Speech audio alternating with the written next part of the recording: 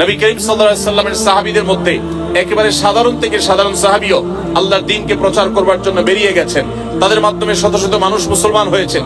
আজ যে আপনি মুসলিম, আজ যে নিজে আপনি গর্ব করে নিজেকে ইসলামের পরিচয় পরিচিত করান, মনে রাখবেন সাহাবীরা পৃথিবীর বিভিন্ন দেশে দেশে যদি ইসলাম প্রচারের উদ্দেশ্যে না বের হতেন, তাহলে আপনার আমার বাপদাদারা, আমাদের পূর্বপুরুষরা তারা মুসলমান হতে পারতেন না। আমরাও কিন্তু মুসলমান এই পরিচয় গর্বের সাথে দিতে পারতাম না। অতএব আমাদের আগামীর পৃথিবী যদি মুসলমানের পৃথিবী হয়, আগামীর পৃথিবী যদি ইসলামের পৃথিবী হোক, সেটা আমরা চাই, তাহলে আমাদের উদ্দেশ্য হতে হবে আদ-দাওয়াতু ইলাল্লাহ, বা আল্লাহর পথে মানুষকে আহ্বান করা।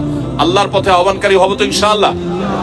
মনে রাখবেন, আপনি একা ইবাদত বন্দেগী করে খুব অল্প পরিমাণ সওয়াব কামাতে পারবেন, কিন্তু আপনি যদি দাওয়াত দিয়ে মানুষকে ইসলামের পথে আনতে পারেন, যত মানুষ আপনার মাধ্যমে আসবে কিয়ামত পর্যন্ত, এই সব মানুষগুলো যত নেক আমল করবে, আল্লাহ রাব্বুল আলামিন আপনার আমল নামাতে সেই পরিমাণ সওয়াব দাখিল করাবেন, প্রবেশ করাবেন। এজন্য ভাইরা আমার, ইসলামের দাওয়াতের এই কাজ আমাদের প্রত্যেকের মিশন হতে হবে, ভিশন হতে হবে। আল্লাহ আমাদের সবাইকে সে তৌফিক দান করুন। দ্বিতীয়ত যে বিষয়টি বলবো তা হলো, আপনারা দেশে এসেছেন ইসলাম প্রচারের স্বার্থে। শ্রোতা ভাইদেরকে বলতে চাই, বোনদেরকে বলতে চাই, আপনারা সবাই এই দেশের ভাষা সবচেয়ে গুরুত্ব দিয়ে আপনারা শিখে ফেলবেন। উদ্দেশ্য হবে কি, আমি ভাষা শিখলে আমার চাকরিটা একটু ভালোভাবে হয়তো আমি করতে পারবো, আমার হয়তো অবস্থানটা মজবুত হবে, আমি হয়তো ব্যবসাটা আরো সুন্দরভাবে করতে পারবো। উদ্দেশ্য হয়তো পার্থিব হতে পারে, কিন্তু এই ক্ষেত্রে আপনার উদ্দেশ্যকে ঠিক করে নেন। আমি ভাষা শিখবো কেন?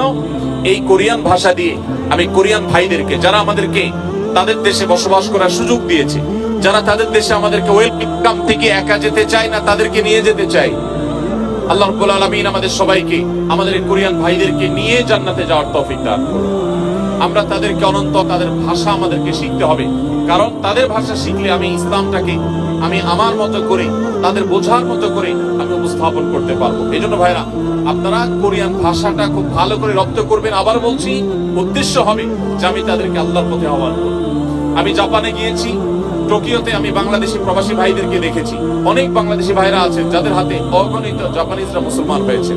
মনে রাখবেন, তাদের বেশিরভাগ মানুষ কোনো ধর্ম বিশ্বাস না করলেও সেই মানুষগুলোর মধ্যে হক এবং ভালোকে অনুসন্ধান করার এক মানসিকতা আছে। কারণ নবী সাল্লাল্লাহু আলাইহি ওয়াসাল্লাম বলেছেন, কুল্লু মাউলুদিন ইউলাদু আলাল ফিতরা, প্রত্যেকটি শিশু, প্রত্যেকটা মানুষ জন্মগ্রহণ করে প্রকৃতিগতভাবে মুসলমান হয়ে, তার ভিতরে ইসলামের প্রতি টান থাকে, ঈমান থাকে, এটা নিয়ে সে দুনিয়াতে আসে। অতএব তাদের মধ্যে সত্যের অনুসন্ধান আছে, আমরা সেটাকে যথাযথভাবে উপস্থাপন করতে না পারা, এটা আমাদের দুর্বলতা, এটা আমাদের ব্যর্থতা।